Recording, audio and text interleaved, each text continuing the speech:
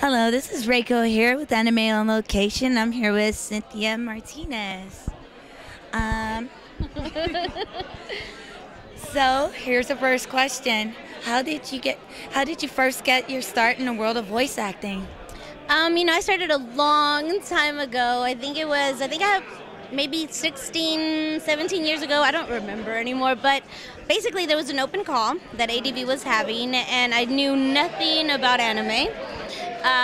I went in. It was a Sunday morning around 9 o'clock, and I just thought, this might not even be real. It might not even be legit. And so I went in. I auditioned for Matt Greenfield in February. And I didn't get a call back, so I thought, okay, no big deal, whatever. And then he called me back in April for Slayers and cast me right away. I had no idea how big this was. I had no idea what it was. And it really it opened my eyes to this whole new world. But yeah, so it's been a while. It's been a long time. Oh, that's definitely exciting. I know I would have been nervous. Yeah, I was nervous. There was nerves. Okay, let's see what's next. How are you enjoying your time at Ohio and Ohayocon in general? I've never been up north in the winter. I'm from Texas, and we don't have snow, so it's been really cool because I went outside and I almost fell because I didn't realize snow is slippery when there's not so much of it. But as far as the convention goes, I always like coming to conventions. I don't get to come as often as I'd like, but everyone's always really friendly. I love watching the fans because I like seeing how they dress. I can't do that. I can't make stuff like that. So God gave me the voice and that was it. I don't do anything special.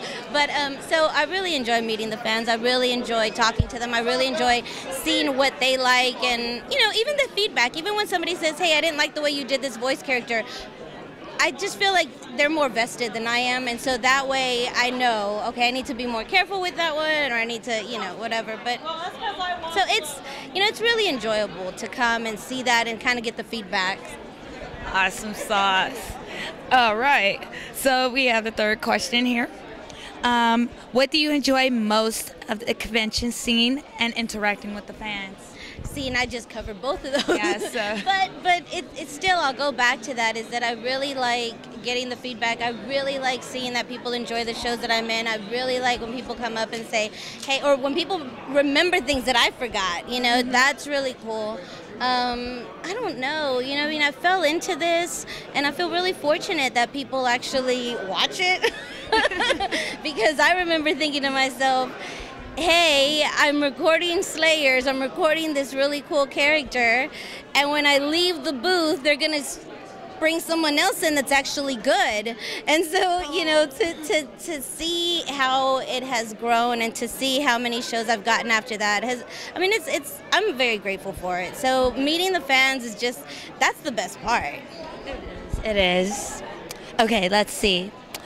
What was it like playing Lena Inverse in Slayers, a very popular character in a very successful series? Yeah, it was. Playing Lena Inverse, like I said, she introduced me to anime, so she definitely has a place in my heart.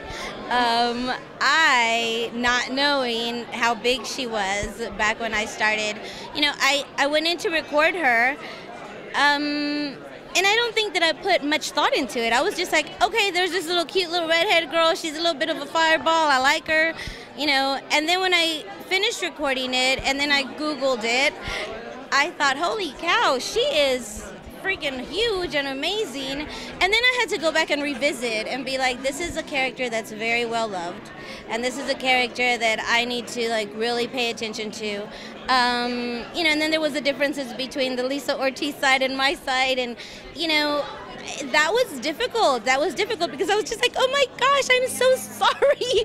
It was hard to do, but Lena Inverse is such a great character that I feel really fortunate to have had an opportunity to voice her because, she's great, she's well loved, and I love that she can get mad and fireball people and like blow things up. I wish I could. Yeah, I wish I could do that.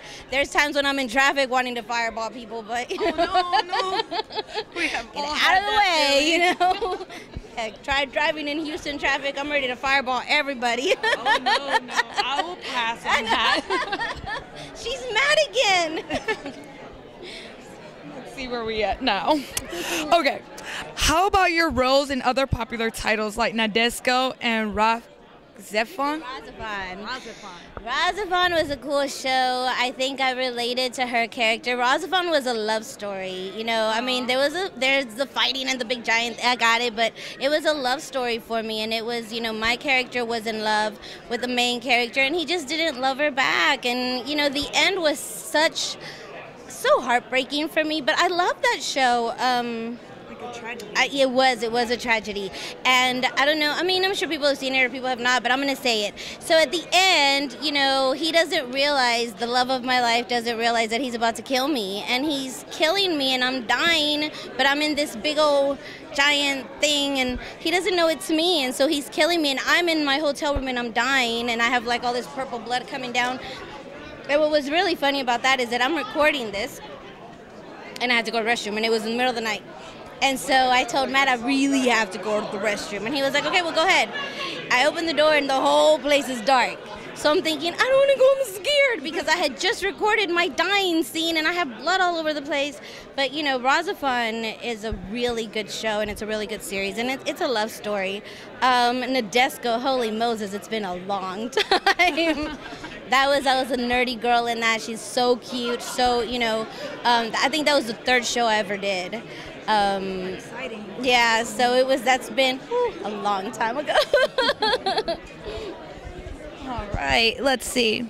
Is there a certain pride you take in the lesser known roles of a fan favorite like Kaledo, Star, and Princess Nine?